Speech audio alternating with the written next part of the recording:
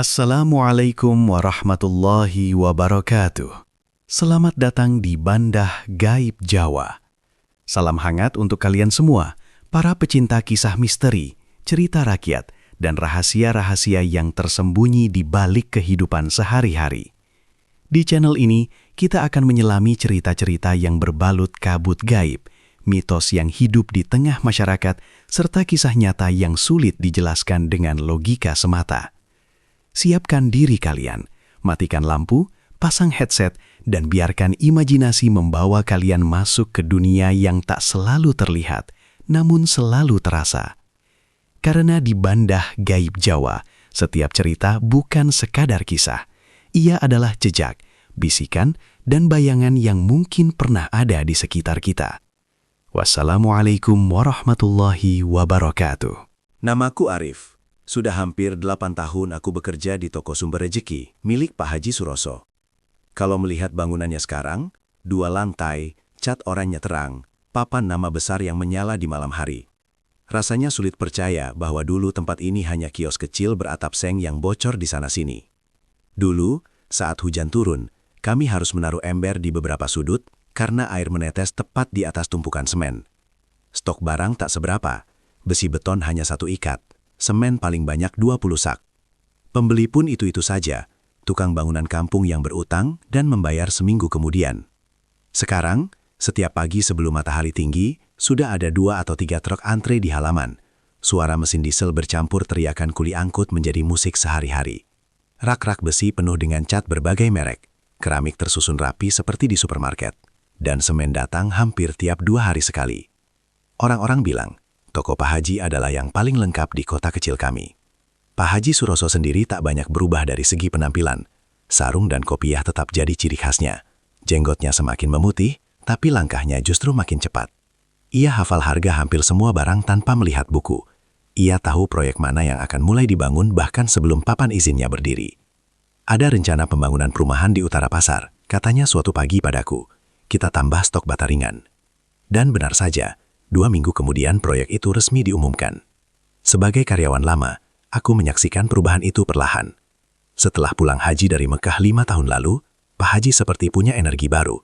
Ia sering membaca buku, mencatat sesuatu di ruang kecil belakang gudang, dan pergi ke kota untuk bertemu supplier. Namun, tidak semua orang melihatnya seperti itu. Di warung kopi depan pasar, namanya sering jadi bahan bisik-bisik. Cepat sekali kayaknya, kata seseorang suatu sore ketika aku membeli rokok. Dulu hampir bangkrut, sahut yang lain. Sekarang proyek kecamatan saja semua ambil dari dia. Ah, pasti ada pesugihan. Aku pura-pura tak dengar, tapi kata itu terus terngiang. Pesugihan. Konon, menurut cerita yang beredar, siapapun yang menolak bekerja sama dengan toko sumber rejeki akan bangkrut. Ada juga yang bilang Pak Haji memelihara sesuatu di gudang belakang. Katanya tiap malam Jumat Kliwon, ada ritual khusus. Awalnya aku tertawa mendengarnya. Aku tahu betul betapa kerasnya Pak Haji bekerja. Ia datang paling pagi dan pulang paling malam. Ia jarang mengambil untung besar, tapi menjual dalam jumlah banyak. Ia mencatat setiap pengeluaran sekecil apapun. Namun, lama-lama gosip itu seperti kabut yang menyelimuti pikiranku. Sebab memang ada satu hal yang tak bisa kupungkiri. Gudang belakang. Di bagian paling ujung toko, ada pintu kayu yang jarang dibuka. Dulu ruangan itu hanya tempat menyimpan arsip lama. Tapi sejak toko makin besar, Pak Haji sering masuk ke sana sendirian. Terutama pada malam Jumat Kliwon. Aku tahu karena beberapa kali harus lembur menghitung stok. Saat semua karyawan pulang, lampu utama toko dimatikan, hanya menyisakan cahaya kuning redup di halaman. Namun dari celah pintu gudang belakang, selalu terlihat sinar lampu putih yang menyala terang. Dan Pak Haji tak suka diganggu ketika berada di sana. Kalau sudah malam, kamu pulang saja, Rif, katanya suatu kali dengan nada lembut tapi tegas. Malam itu, angin berembus pelan membawa bau semen dan kayu. Jam di dinding menunjukkan hampir pukul 11. Semua sudah sepi. Aku berdiri di depan toko, bersiap mengunci pagar, ketika tanpa sengaja mataku kembali menangkap cahaya itu. Lampu gudang belakang menyala lagi. Sunyi terasa berbeda malam itu. Tidak ada suara mesin, tidak ada kuli angkut, tidak ada pembeli yang menawar harga. Hanya cahaya putih dari balik pintu kayu, dan bayangan samar seseorang di dalamnya. Bayangan Pak Haji. Entah sedang apa. Aku menelan ludah. Untuk pertama kalinya muncul pertanyaan yang tak pernah benar-benar kupikirkan sebelumnya. Benarkah semua ini hanya hasil kerja keras? Atau memang ada sesuatu yang tidak kami ketahui? Aku berdiri beberapa detik lebih lama dari biasanya. Memandangi cahaya itu, angin malam terasa lebih dingin. Dan untuk pertama kalinya sejak bekerja di sini, aku merasa tidak sepenuhnya yakin mengenal pemilik toko tempatku mencari nafkah. Malam itu seharusnya aku sudah sampai rumah ketika ku sadari ponselku tidak ada di saku. Aku mengingat-ingat terakhir kali memegangnya. Sepertinya tadi sore saat menghitung stok keramik di gudang belakang. Aku menghela napas panjang. Jalan menuju toko sudah sepi. Lampu-lampu rumah warga banyak yang padam. Hanya suara jangkrik dan angin malam yang menemani langkahku kembali ke toko Sumber Rejeki. Dari kejauhan, bangunan 2 lantai itu terlihat gelap. Pagar sudah kukunci sebelumnya. Tapi aku masih memegang kuncinya. Saat kubuka kembali dan melangkah masuk ke halaman, perasaan aneh kembali menyusup. Lampu gudang belakang menyala. Padahal ini bukan malam Jumat Kliwon. Dadaku terasa sedikit sesak. Mungkin Pak Haji lupa mematikan. Gumamku mencoba menenangkan diri. Aku berjalan pelan melewati tumpukan pasir dan bata.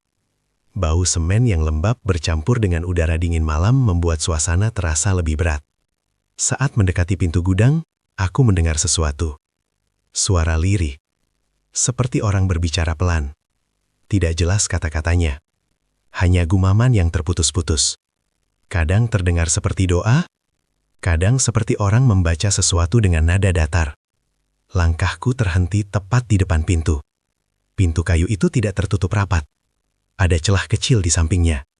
Dari sana, cahaya putih menyelinap keluar, memotong gelapnya ruangan. Aku menelan ludah. Ponselku mungkin hanya terjatuh di dekat rak cat. Aku bisa mengambilnya cepat lalu pulang. Tidak perlu tahu apapun. Tidak perlu melihat apapun. Tapi rasa penasaran mengalahkan akal sehatku. Aku mendorong pintu perlahan. Engselnya berderit pelan. Tapi suara gumaman di dalam tidak berhenti. Gudang itu sama seperti biasa. Tumpukan besi, semen, dan pipa PVC tersusun rapi. Namun di sudut paling belakang, yang dulu hanya tembok polos, kini ada sesuatu yang membuatku terdiam. Ada pintu kecil. Pintu itu hampir menyatu dengan warna tembok. Seakan sengaja disamarkan. Aku yakin dulu tidak pernah ada pintu di sana. Suara lirih itu berasal dari balik pintu kecil tersebut. Jantungku berdegup lebih cepat. Di kepalaku terlintas cerita-cerita warung kopi. Tentang pesugihan. Tentang perjanjian. Tentang tumbal. Aku melangkah mendekat tanpa sadar. Setiap langkah terasa berat. Lantai semen dingin menahan langkah kakiku. Saat jarakku tinggal beberapa meter, gumaman itu terdengar lebih jelas. Seperti orang membaca dengan khusyuk. Nadanya naik turun. Tiba-tiba terdengar suara benda jatuh dari dalam ruangan kecil itu. Aku terkejut dan hampir berbalik lari. Namun rasa ingin tahu menahanku. Perlahan, aku mendekat ke pintu kecil itu. Ada celah sempit di bagian sampingnya. Cukup untuk satu mata mengintip. Aku menahan napas. Di dalam ruangan kecil itu, lampu putih menyala terang. Bayangan Pak Haji terlihat jelas. Ia duduk bersila menghadap sesuatu di depannya. Di sekelilingnya ada benda-benda yang tak bisa kulihat jelas dari sudutku berdiri. Namun yang membuat tengkukku meremang adalah bayangan lain di dinding. Bayangan itu lebih besar dari tubuh Pak Haji. Aku mengerjap, mencoba memastikan apa yang kulihat. Bayangan itu seperti bergerak pelan. Padahal Pak Haji tampak diam. Gumaman itu berhenti mendadak. Sunyi. Lalu terdengar suara kursi atau benda kayu bergeser. Aku refleks mundur selangkah. Tiba-tiba gagang pintu kecil itu bergetar pelan. Seperti hendak dibuka dari dalam. Darahku terasa berhenti mengalir. Dalam kepanikan, kakiku menyenggol sesuatu di lantai. Bunyi besi jatuh memecah kesunyian gudang. Siapa di luar? Suara Pak Haji terdengar tegas dari balik pintu kecil itu. Aku membeku. Cahaya dari bawah pintu berubah arah. Seperti ada seseorang berdiri tepat di hadapannya. Gagang pintu itu perlahan berputar. Dan sebelum pintu benar-benar terbuka, aku melihat sekali lagi ke celah kecil di sampingnya. Di dalam, di hadapan Pak Haji, ada sesuatu yang tidak ku mengerti. Bukan sekedar meja atau tumpukan barang. Ada sebuah bentuk gelap, berdiri di sudut ruangan. Aku tidak tahu itu apa.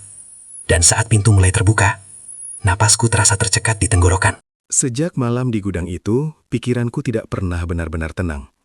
Pintu yang hampir terbuka, suara Pak Haji yang tegas, dan bayangan besar di dinding ruangan kecil itu terus terulang dalam kepalaku. Aku memang berhasil mengelak dengan alasan mencari ponsel yang tertinggal. Pak Haji tidak marah. Ia hanya menatapku beberapa detik lebih lama dari biasanya, lalu menyuruhku pulang. Tapi setelah malam itu, suasana desa berubah. Gosip yang sebelumnya hanya beredar pelan di warung kopi, kini seperti api disiram bensin. Di pasar, di musola, bahkan di acara hajatan, orang-orang membicarakan hal yang sama, pesugihan toko sumber rezeki. Warung kopi Pak Darto menjadi pusat cerita paling panas. Setiap sore sepulang kerja, beberapa tukang dan sopir truk berkumpul di sana. Aku dengar proyek jembatan di selatan itu awalnya mau ambil barang dari toko lain, kata seseorang. Lalu, sahut yang lain. Besoknya kepala proyeknya dicelakaan, akhirnya semua ambil dari Pak Haji. Cerita itu disambut gumaman dan anggukan. Seolah-olah semua kejadian buruk kini ada hubungannya dengan toko kami. Nama baru mulai sering disebut. Hendra. Hendra adalah pemilik toko material yang dulu paling besar sebelum toko sumber rezeki berkembang pesat.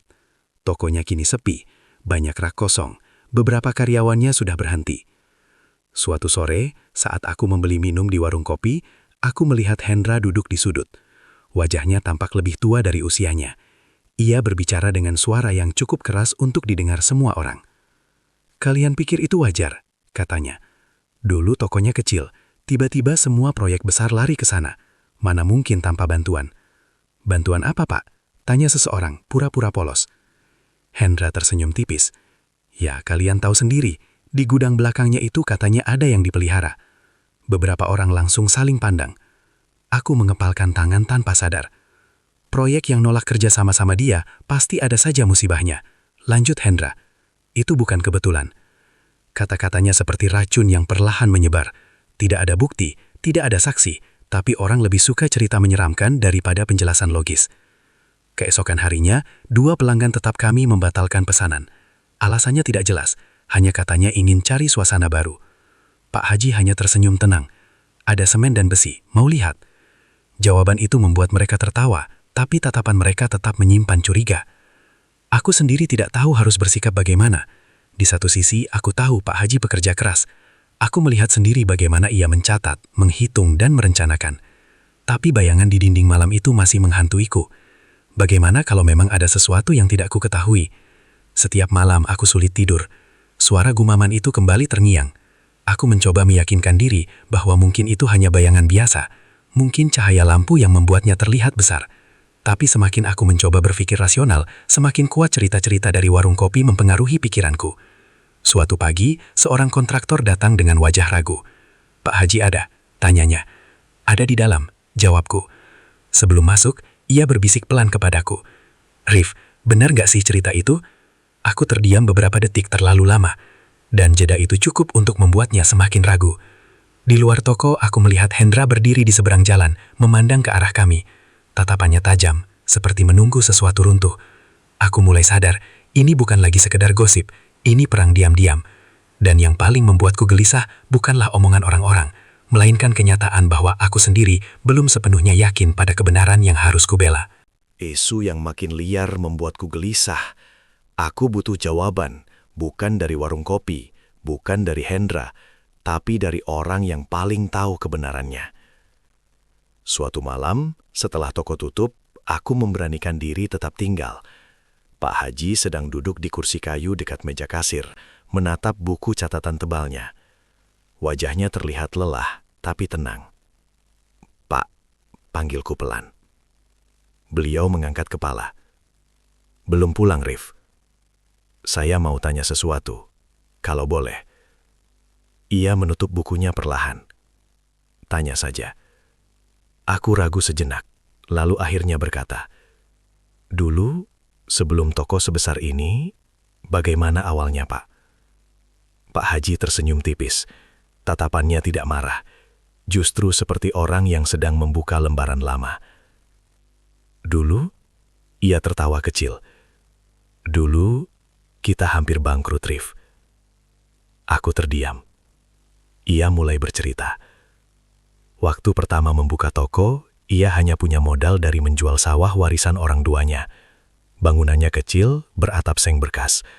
Setiap hujan deras, air masuk ke dalam. Pembeli sedikit, banyak yang berutang. Pernah 1 bulan penuh, Tidak ada untung sama sekali, katanya pelan. Bahkan untuk bayar listrik saja susah. Bukan hanya itu, ia juga pernah ditipu supplier dari kota. Sudah membayar setengah harga untuk kiriman semen murah, tapi barang tak pernah datang.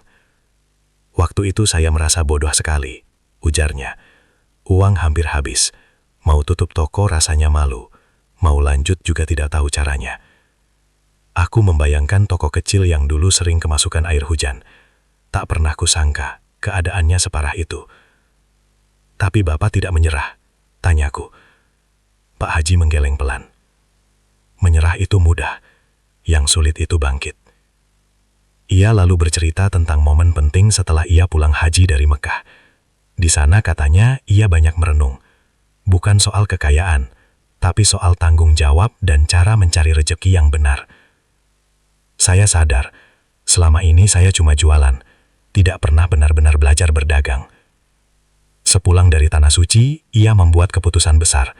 Ia pergi ke kota, mengikuti pelatihan usaha kecil, belajar mencatat arus kas, memahami perputaran stok, bahkan mempelajari strategi harga dari toko-toko besar.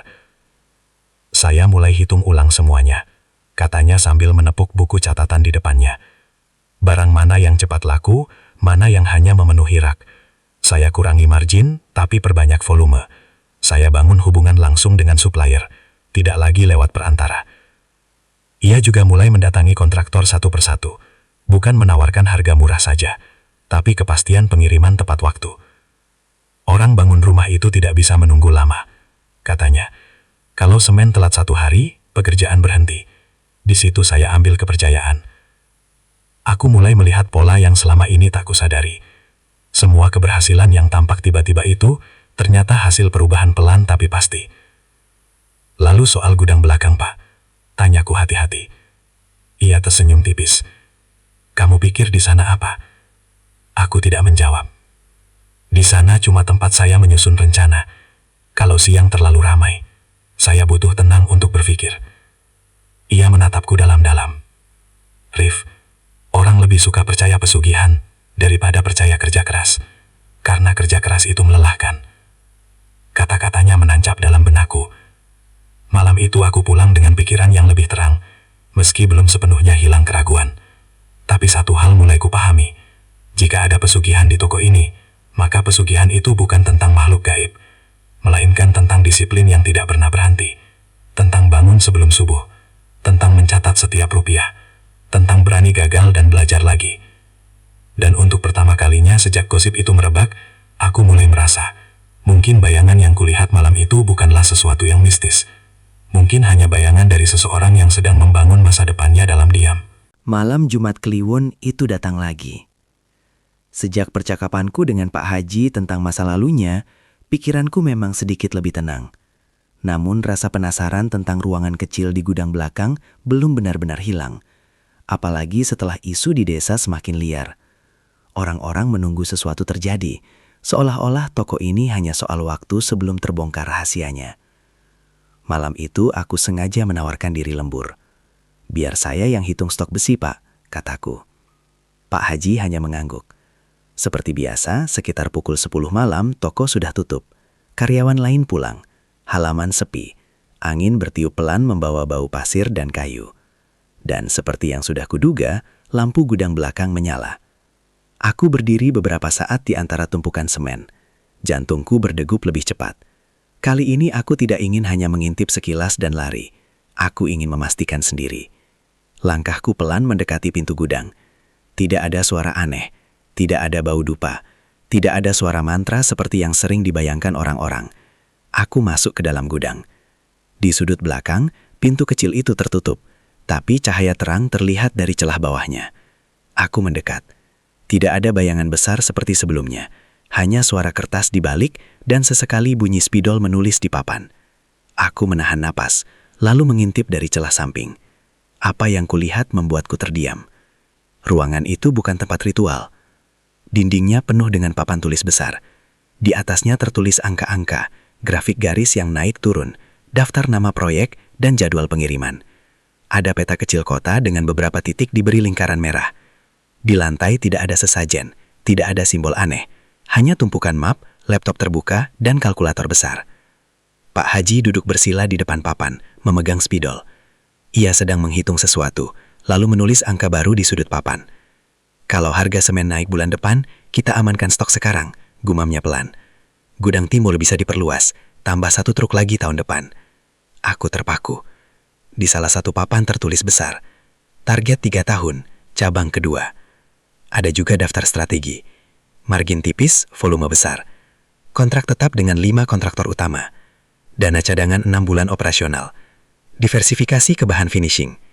Ini bukan pesugihan, ini perencanaan. Aku terlalu fokus membaca tulisan di papan sampai tak sadar gumaman itu berhenti. Ternyata kamu suka mengintip, Rif. Suaranya tenang, tapi cukup membuatku tersentak. Aku mundur 1 langkah. Pintu kecil itu terbuka perlahan. Pak Haji berdiri di ambang pintu, menatapku tanpa marah. Saya cuma ingin tahu, Pak, kataku gugup. Beliau menghela napas panjang, lalu memberi isyarat agar aku masuk. Untuk pertama kalinya aku benar-benar berada di dalam ruangan itu. Bau spidol dan kertas lebih terasa daripada bau gudang. Di satu sudut ada rak berisi buku-buku tentang manajemen usaha, logistik, dan keuangan. Orang-orang bilang ini tempat pesugihan, ucapku pelan. Pak Haji tersenyum tipis. Kalau ini pesugihan, berarti pesugihannya angka dan strategi. Ia menunjuk papan penuh grafik. Ini pergerakan harga 2 tahun terakhir. Ini proyeksi pembangunan desa berdasarkan izin yang keluar. Ini daftar resiko kalau ekonomi turun. Aku memandangi semua itu dengan campuran kagum dan malu. Kenapa Bapak lakukan ini malam-malam? Karena siang hari saya harus melayani orang. Malam adalah waktu berpikir. Ia menatapku lebih dalam. Rif, usaha bukan soal keberanian saja, tapi soal persiapan. Orang melihat hasilnya, tapi tidak melihat prosesnya. Aku mengangguk pelan. Namun sebelum rasa lega itu sepenuhnya menenangkan hatiku, mataku tertumbuk pada satu bagian papan yang belum sempat kubaca. Di sudut paling kanan, ada satu kolom bertuliskan, risiko eksternal, tekanan, dan isu. Di bawahnya tertulis beberapa nama. Salah satunya, Hendra. Dan di samping nama itu ada catatan kecil yang belum kupahami. Aku menoleh ke arah Pak Haji, tapi ia sudah lebih dulu memandang tulisan itu. Perang dagang tidak selalu pakai harga, katanya pelan. Kadang pakai cerita. Aku menelan ludah. Misteri tentang pesugihan mungkin mulai terjawab. Tapi kini aku sadar, ada permainan lain yang lebih nyata sedang berlangsung. Dan mungkin pertarungan sebenarnya baru saja dimulai. Setelah malam Jumat Kliwon itu, aku tidak lagi melihat gudang belakang dengan rasa takut. Tapi ketenangan itu tidak berlangsung lama. Justru seperti yang dikatakan Pak Haji, perang dagang memang tidak selalu soal harga. Ia soal cerita. Dan cerita tentang pesugihan itu kini berubah menjadi senjata. Awalnya hanya bisik-bisik, lalu menjadi peringatan halus, hingga akhirnya berubah menjadi tuduhan terbuka. Seorang supir truk langganan kami bercerita bahwa ada yang mendatanginya di pangkalan. Hati-hati kirim barang ke sana, katanya menirukan ucapan seseorang. Katanya ada tumbal tiap tahun. Aku mengepalkan tangan. Siapa yang bilang begitu? Supir itu hanya mengangkat bahu. Orang-orangnya Pak Hendra. Nama itu kembali muncul. Tak lama setelah itu, kontraktor besar yang sedang mengerjakan proyek ruko di pusat kota tiba-tiba membatalkan kerjasama. Padahal barang sudah kami siapkan setengahnya. Alasannya tidak jelas. Hanya pesan singkat. Untuk sementara kami ambil dari supplier lain. Hari itu suasana toko terasa berat. Beberapa karyawan mulai saling berbisik. Ada yang terlihat cemas. Ada yang diam saja. Di luar, 2 orang tak kukenal berdiri cukup lama memandangi papan nama toko kami. Seolah menilai, seolah menunggu sesuatu terjadi. Warung kopi makin panas. Cerita-cerita baru bermunculan. Katanya ada pekerja proyek yang kesurupan setelah memakai semen dari toko kami. Katanya ada anak kontraktor yang tiba-tiba sakit setelah ayahnya menolak kerjasama. Cerita-cerita itu tidak masuk akal. Tapi anehnya, banyak yang percaya. Suatu siang, seorang pelanggan lama datang dengan wajah ragu. Pak Haji, saya terus terang saja ya, katanya pelan. Keluarga saya melarang ambil barang di sini. Katanya, takut ada aba-aba. Aku melihat wajah Pak Haji. Tidak ada marah, tidak ada panik. Kalau begitu, jangan dipaksa, jawabnya tenang. Usaha itu soal kepercayaan. Kalau hati tidak tenang, pekerjaan juga tidak tenang. Pelanggan itu pergi dengan langkah ragu. Beberapa hari kemudian, pukulan terbesar datang. Proyek pembangunan gudang besar di pinggir kota. Kontrak yang nilainya paling besar tahun ini resmi dibatalkan. Padahal kami sudah hampir menyepakati harga. Aku melihat sendiri pesan yang masuk ke ponsel Pak Haji. Isinya singkat tapi jelas. Maaf, demi kenyamanan bersama, kami memilih supplier lain. Demi kenyamanan. Aku tahu itu bukan soal harga. Bukan soal kualitas. Itu soal isu. Sore itu, untuk pertama kalinya aku melihat beberapa karyawan saling pandang dengan gelisah. Ada yang mulai bertanya pelan. Kalau begini terus, bagaimana nasib kita? Tekanan sosial itu nyata. Reputasi yang dibangun bertahun-tahun seperti digoyang angin kencang. Di seberang jalan, toko Hendra mulai terlihat sedikit lebih ramai dari biasanya. Aku memberanikan diri mendekati Pak Haji, yang sedang duduk sendirian di kursi kayu depan toko. Pak, kita harus bagaimana? Tanyaku. Ia menatap halaman yang sepi, lalu berkata pelan. Rif, kalau kita melawan cerita dengan cerita, tidak akan ada habisnya. Lalu, Pak Haji tersenyum tipis. Kalau usaha kita runtuh hanya karena gosip, berarti pondasinya memang rapuh. Kata-katanya terdengar tenang. Tapi aku tahu, ini ujian besar. Jika beberapa kontrak lagi batal, arus kas akan terganggu. Gaji karyawan bisa terancam. Stok menumpuk tanpa pembeli. Malam itu, ketika aku menutup pagar toko, aku melihat beberapa orang berdiri tak jauh dari sana. Mereka berbicara sambil menunjuk ke arah gudang belakang. Untuk pertama kalinya, aku merasakan ketakutan bukan pada bayangan di dinding, melainkan pada manusia di luar sana. Pertarungan ini bukan lagi soal misteri. Ini soal reputasi. Dan jika Pak Haji gagal melewati badai ini, toko Sumber Rejeki bisa runtuh bukan karena pesugihan, melainkan karena orang-orang yang memilih percaya pada cerita, daripada kenyataan. Belum selesai isu pesugihan merusak kepercayaan orang, badai yang lebih besar datang. Harga bahan bangunan melonjak tiba-tiba. Semen naik tajam. Besi beton ikut merangkak. Supplier-supplier mengirim pesan hampir bersamaan. Ada penyesuaian harga karena kondisi ekonomi yang tidak stabil. Di pasar, orang-orang mulai panik. Kontraktor menunda proyek. Pembeli perorangan memilih menunggu. Beberapa toko material kecil langsung kehabisan stok karena tidak mampu membeli dengan harga baru. Ada juga yang terpaksa menjual rugi karena sudah telanjur ambil barang mahal saat harga masih tinggi minggu sebelumnya. Dalam 2 minggu, 2 toko di kecamatan sebelah tutup. Warung kopi yang dulu ramai membicarakan pesugihan, kini ramai membicarakan kebangkrutan. Sudah kubilang, usaha bahan bangunan itu berisiko, kata seseorang. Yang besar juga pasti goyah, sahut yang lain. Semua mata diam-diam mengarah ke toko Sumber Rejeki. Aku sendiri cemas, gudang kami penuh stok. Jika harga turun mendadak, kami bisa rugi besar. Jika pembeli berhenti total, arus kas macet.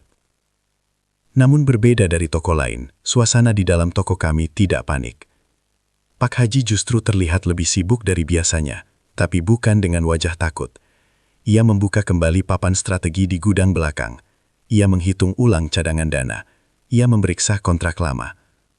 Rif, kirim pesan ke 5 kontraktor utama, katanya suatu pagi.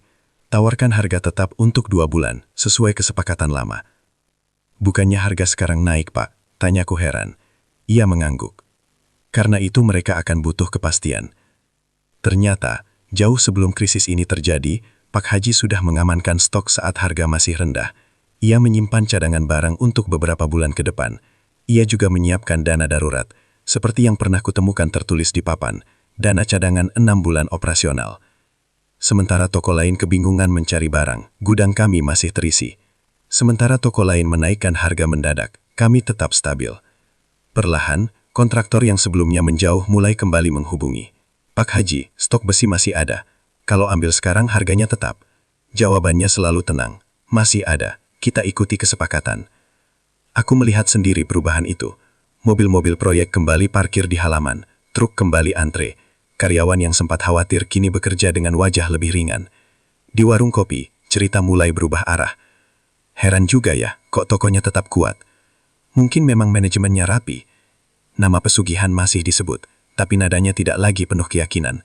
Lebih seperti sisa-sisa keraguan yang tak ingin diakui salah. Suatu sore, ketika aku duduk di warung kopi dan seseorang kembali menyebut soal gudang belakang, aku tak lagi diam.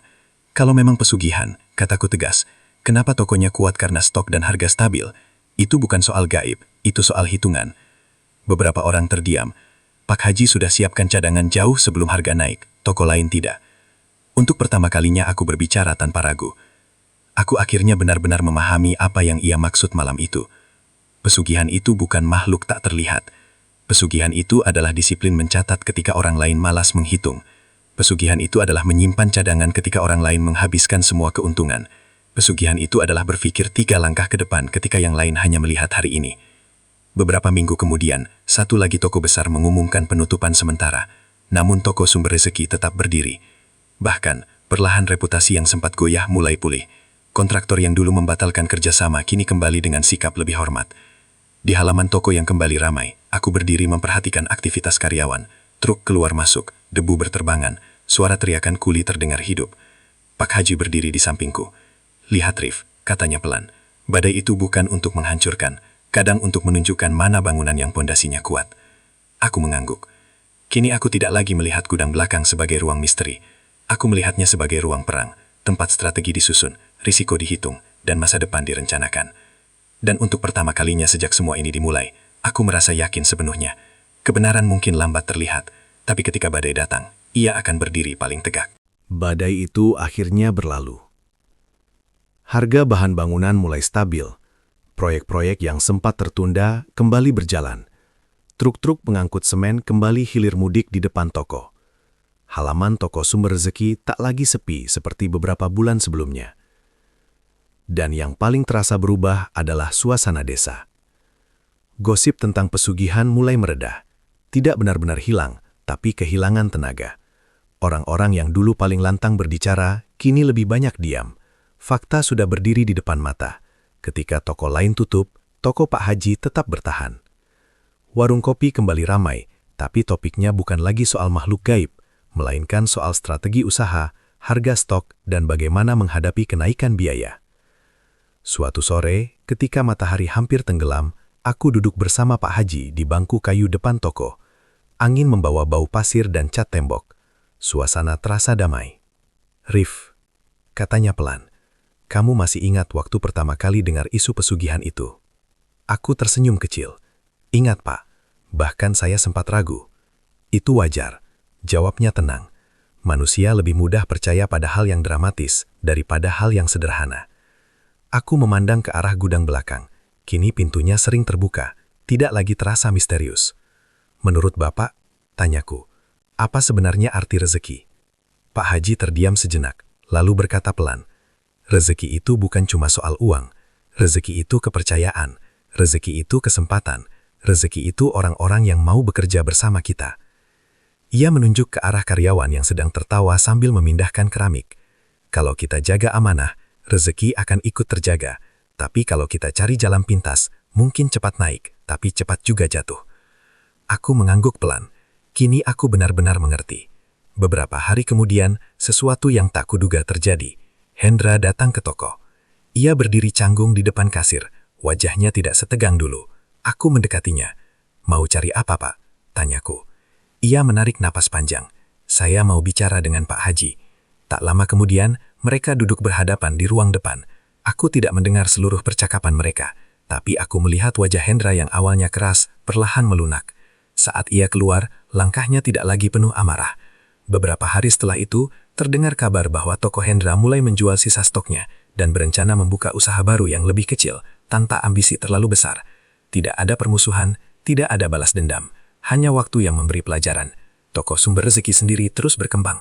Pak Haji memang mulai merencanakan cabang kedua, seperti yang pernah kutemukan tertulis di papan target.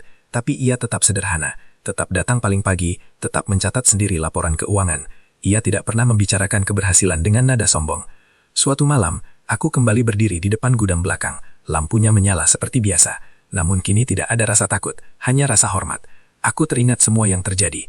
Gosip, tuduhan, pembatalan kontrak, krisis harga, hingga pembuktian. Semua bermula dari cerita dan berakhir dengan kenyataan. Pak Haji pernah berkata, orang lebih suka percaya pesugihan karena kerja keras itu melelahkan. Kini aku tahu maksudnya. Kerja keras tidak menampakkan diri dengan asap dan mantra. Ia hadir dalam angka-angka yang dicatat diam-diam, dalam bangun sebelum subuh, dalam keputusan menyimpan keuntungan, bukan menghabiskannya. Dan mungkin memang benar, orang sering menyebut kerja keras sebagai pesugihan karena mereka tak sanggup menirunya. Demikian kisah pesugihan toko material Pak Haji Suroso. Sebuah cerita yang mengingatkan kita bahwa tidak semua keberhasilan lahir dari jalan gelap. Kadang yang terlihat seperti pesugihan, ternyata hanyalah kerja keras yang konsisten, doa yang tidak putus, dan keberanian untuk berpikir lebih jauh dari orang lain. Semoga cerita ini bisa menjadi pelajaran bahwa fitnah bisa datang kapan saja, tapi kebenaran akan selalu menemukan jalannya. Dan bahwa rezeki terbaik bukanlah yang datang secara instan, melainkan yang dibangun dengan kesabaran dan kejujuran. Kalau kalian suka dengan cerita seperti ini, jangan lupa dukung channel ini ya. Klik like kalau ceritanya menginspirasi. Tulis di kolom komentar pendapat kalian. Apakah kalian pernah mendengar cerita serupa di daerah kalian? Dan jangan lupa subscribe supaya tidak ketinggalan kisah-kisah menarik lainnya. Terima kasih sudah mendengarkan sampai akhir. Sampai jumpa di cerita berikutnya, tetap bersama kami di Bandah Gaib Jawa.